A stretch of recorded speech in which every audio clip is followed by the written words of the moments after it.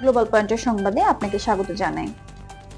আজ বিশ্বের বিভিন্ন অঞ্চলে আলোচিত গুরুত্বপূর্ণ ঘটনাগুলোর একটি সংক্ষেপিত এবং যাচাই করা চিত্র তুলে ধরা হচ্ছে। আন্তর্জাতিক সংবাদ সংস্থা এপি, রয়টার্স, বিবিসি, পিইউডব্লিউ নির্ভরযোগ্য সূত্রের তথ্য অনুযায়ী এই প্রতিবেদনটি প্রস্তুত করা হয়েছে।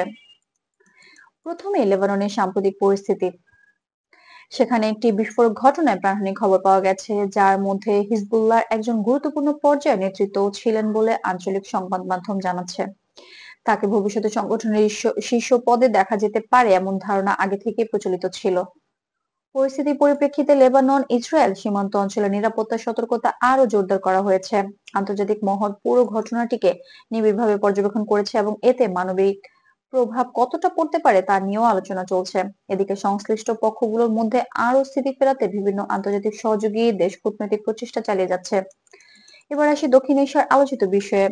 ভারতের প্রতিরক্ষা মন্ত্রী রাজনাথ সিং এর সাম্প্রতিক মন্তব্যকে কেন্দ্র করে ব্যাপক আলোচনা তৈরি হয়েছে। তার বক্তব্যে সীমান্ত সম্পর্কিত ইঙ্গিতের মতো কিছু উঠে এলে পাকিস্তান সরকারি পর্যায়ে এটিকে উস্কে দেওয়ার মতো মন্তব্য বলে উল্লেখ করেছে। তবে ভারতের সরকারি অবস্থান হলো এটি একটি সাধারণ বক্তব্য এবং এতে কোনো বাড়তি সংকেত নেই। দুই দেশের মধ্যকার সীমান্ত পরিস্থিতি বহু বছর ধরেই সংবেদনশীল। আন্তর্জাতিক সূত্রগুলোর মতে স্থিতিশীলতা রক্ষায় কূটনৈতিক আলাপ আলোচনায় সর্বোত্তম পথ হিসেবে বিবেচিত হচ্ছে। ভবিষ্যতে অঞ্চলটির উন্নয়ন ও বাণিজ্য প্রসারে পারস্পরিক আস্থা বাড়ানোর দিকেও দেশগুলোর আহ্বান জানানো হয়েছে। বিশ্বব্যাপী আরো কিছু বিষয় এখনো আলোচনায় রয়েছে।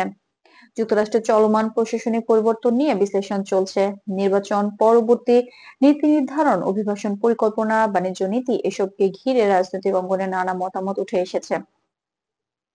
ইউরোপের অর্থনৈতিক পরিস্থিতিতে এখনো চাপে রয়েছে সাধারণ জনগণ। জার্মানি ও ফ্রান্সে খাদ্য পণ্যের দাম আগের তুলনায় কিছুটা নিচে নামলেও সাম্প্রতিক ব্যয় এখনো বেশি। ইউরোপীয় কেন্দ্রীয় ব্যাংক আগামী অর্থনৈতিক সিদ্ধান্তগুলোতে স্থিতিশীল নীতি অনুসরণ করছে।